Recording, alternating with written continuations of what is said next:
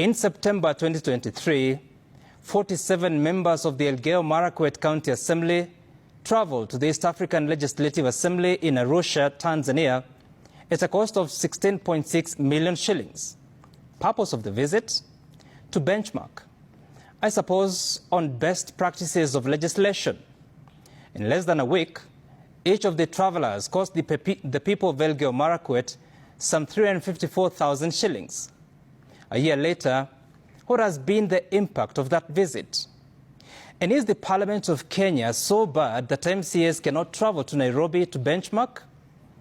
And staying in the same county, a member of the County Assembly traveled to Dubai to attend training on, hear this, building smart cities at the cost of 1.6 million shillings. A year later, what has been the impact of smart cities training in the cities, towns and villages of Elgeyo-Marakwet?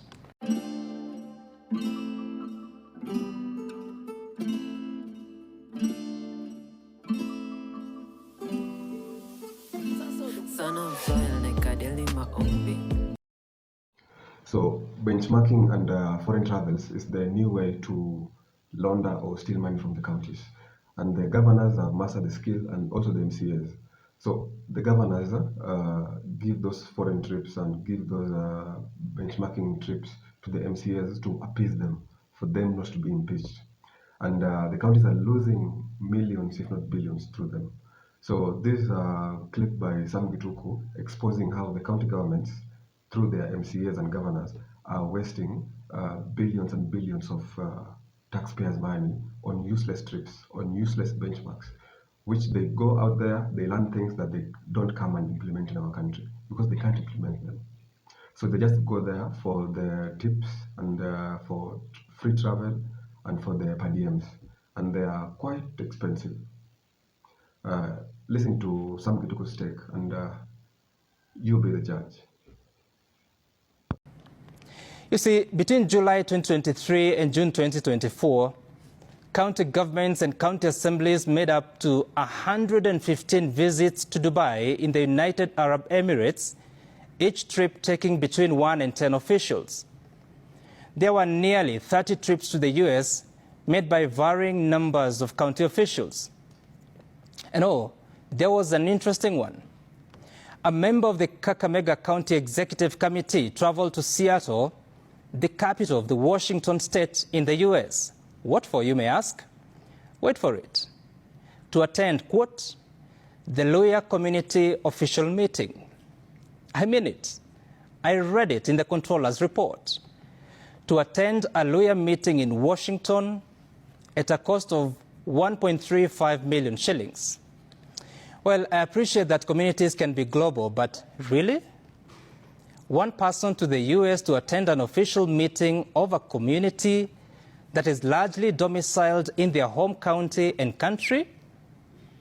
Another 6 MCAs from Baringo went to Singapore at the cost of 4.9 million shillings, spending a week being taught on adaptable leadership and decision-making workshop.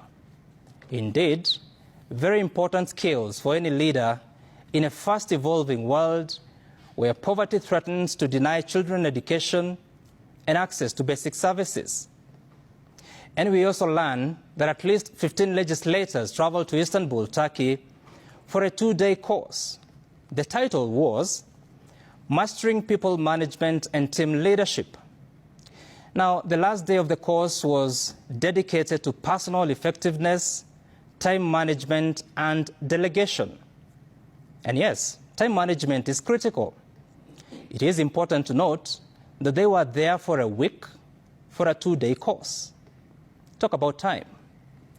And recently, an MP who was at the Jomo Kenyatta International Airport on a day aviation workers were on strike told the media how she was stranded. She was traveling to South Africa on a Thursday for an event that was kicking off 4 days later on a Monday, ostensibly traveling early to go handle accreditation issues. For 4 days? The counties in total spent over 2 billion shillings on foreign travel. What would 2 billion shillings do?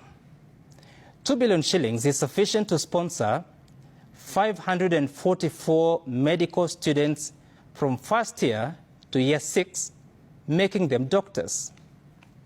And if the 2 billion shillings must be spent in the same year, it would be sufficient to sponsor 3,267 medical students in a year, each at the highest course cost of 612,000 shillings. If JSS intern teachers earn a salary of 20,000 shillings per month, 2 billion shillings would be sufficient to pay 8,333 of them for a year. Please note, JSS teachers will not be confirmed into permanent and pensionable bases until January 2025 because the government lacks some 13 billion shillings. The travel expenditure of 45 billion shillings would finance that budget hole by more than 3 times. If 2 billion shillings is to be spent by counties on foreign travel, if 45 billion shillings is to be spent by the national and county governments for both domestic and foreign travel, it must make sense, at least to those footing the bill.